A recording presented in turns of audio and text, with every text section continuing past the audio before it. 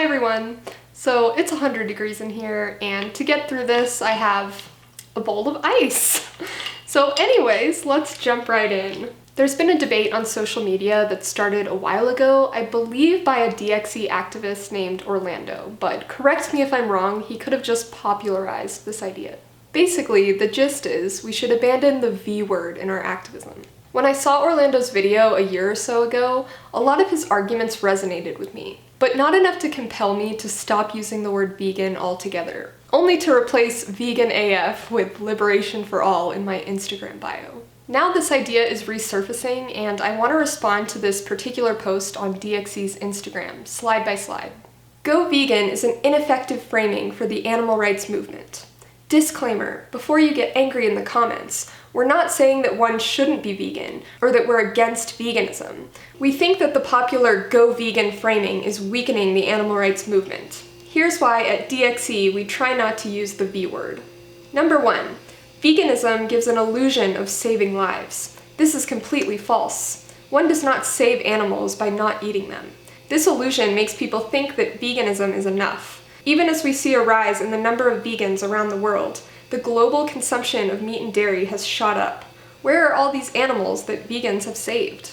It is an unfortunate reality that government subsidies go towards animal ag industries to cover their losses. But this is part of the process. We can't expect immediate results. Over time, a sustained boycott will influence supply and demand.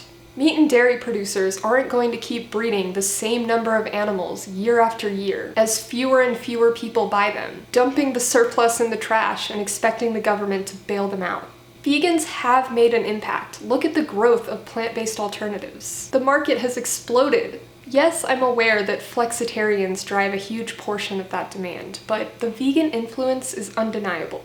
We also have to take into account that meat consumption is on the rise because the human population is on the rise. This doesn't mean that our boycott isn't making a difference for animals. I agree on a technicality that it's incorrect to say that we're saving animals by not eating them. We're not saving them, we're sparing them. If there were no vegans, even more animals would be killed every year. And I agree that a boycott alone is not enough. It would take far too long to see meaningful change if this were our only strategy. But this framing downplays the impact of personal consumption. Number 2, veganism is human-centered. Veganism frames society's conversation about animal suffering as one of consumerism and dietary choice, rather than justice and equality. Most of us have heard someone who eats or kills animals saying, "It's my personal choice to eat meat." Why are we making the argument for them by framing animal rights as an issue of personal consumer choice? It's an issue of justice and equality, but with the consumer framing, we set ourselves up for failure. This slide confuses me because it's not human-centered. It is about justice. Veganism is not a diet, and eating meat is not a personal choice. Those who believe otherwise are wrong about what it means to be vegan. Why are we letting carnists define veganism? I don't see any of these things as a reason to abandon the V word. I see them as a reason to continue to hammer home what veganism is truly about. And again, this downplays our impact as individuals. Your consumption has an effect on the world. Number 3, veganism is capitalist. Counter to what advertisements say, we cannot buy our way into animal liberation. Capitalism is based on the maximization of profit through the exploitation of individuals and the planet. Even if everyone starts eating vegan, human and non-human animals will still be exploited at the hands of corporations. Veganism is not capitalist. Taken to its logical conclusion, veganism is anti-capitalist for the exact reason they give for why it's capitalist. Capitalism is based on the maximization of profit through the exploitation of individuals and the planet. You could certainly argue that anti-intersectional white veganism is capitalist. But white veganism is not true veganism because it's inconsistent with the vegan ethic. This rhetoric validates the false interpretation of the phrase, "there's no ethical consumption under capitalism," which is that our consumer choices don't make a difference. It's true that if everyone merely adopts a vegan diet under a capitalist system, human and non-human animals will still be exploited at the hands of corporations. Getting rid of the growth imperative, the defining feature of capitalism, is essential for animal liberation. But so is convincing people to go vegan. Number 4, veganism has no clear definition. lifestyle, diet, socio-political stance, weight loss program, etc. Veganism has more definitions than vegans themselves.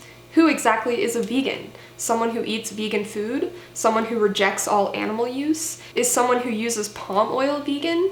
It's very important for movements to have a powerful and clear narrative. Veganism helps with neither.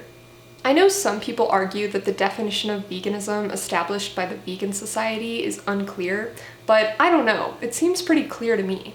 Veganism is a philosophy and way of life which seeks to exclude, as far as possible and practicable, all forms of exploitation of and cruelty to animals for food, clothing, or any other purpose. Perhaps it could be updated to include a qualifier that it's a social justice movement with the goal of animal liberation to make it even more clear. But regardless, veganism clearly centers animals. It's not a diet or lifestyle, although the philosophy does extend to diet and lifestyle. It's certainly not a weight loss program. Anyone who sees veganism as anything other than a socio-political stance is confused and misguided. To say that veganism has more definitions than vegans themselves is quite an exaggeration. What if, instead of trying to convince animal rights activists to abandon a word that was created by animal rights activists that succinctly describes our philosophy, we kindly correct people who misuse it and restore its original meaning? That makes a lot more sense to me. Who exactly is vegan? Let's go through these questions. Someone who eats vegan food? Not necessarily. They could be plant-based or a flexitarian. Someone who rejects all animal use? Bingo! But what is considered use is subject to debate. I don't have a problem with having symbiotic relationships with animals. Is someone who uses palm oil vegan? I would argue that palm oil that isn't sustainably sourced is not vegan friendly. Here's the thing. I know what they're trying to say here. They're trying to show that vegans can't agree on what's vegan and what's not, and we constantly argue about what's possible and practicable. So therefore, veganism as a concept is too vague to be useful. But personally, I think it's fine that there is room for interpretation. No issue of social justice is black and white. There will always be gray areas. If you get a bunch of vegans together in a room, actual vegans, not plant-based dieters, they will disagree on a few things. For example, is it vegan to buy secondhand leather or adopt a carnivorous companion animal? But there will be a consensus that ordering a steak at a restaurant once in a while as a special treat is unacceptable. Whoever wrote this post is committing the fallacy of gray. The fallacy of gray is the belief that because nothing is certain, everything is equally uncertain. This fallacy is invoked by those who wish to attack a well-performing system, example, science, by saying that it is still imperfect. This then excuses the imperfections of the invoker's chosen system. For example, science is based on faith too.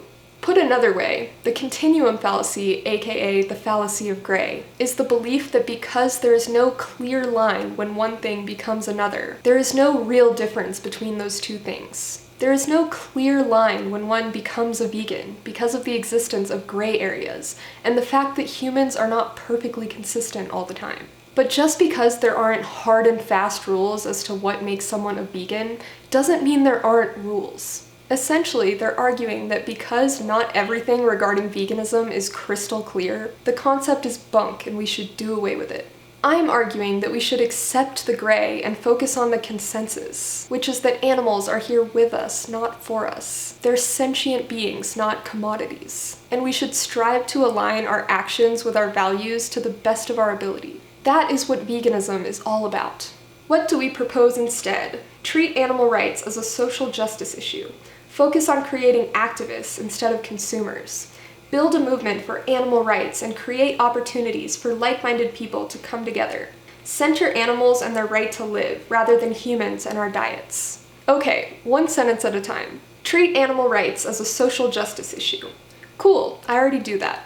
Focus on creating activists instead of consumers. I disagree with the framing here. Veganism, taken to its logical conclusion, is anti-consumerism, because consumerism harms the planet, which harms animals. I get that we have to consume resources to survive, so in that sense we're all consumers. But by consumerism, I mean frivolous consumption. Vegans aren't trying to create consumers, we're trying to turn mindless consumers into mindful consumers. What they're implicitly saying here is focus on creating activists rather than mindful consumers. What does that mean? Oh.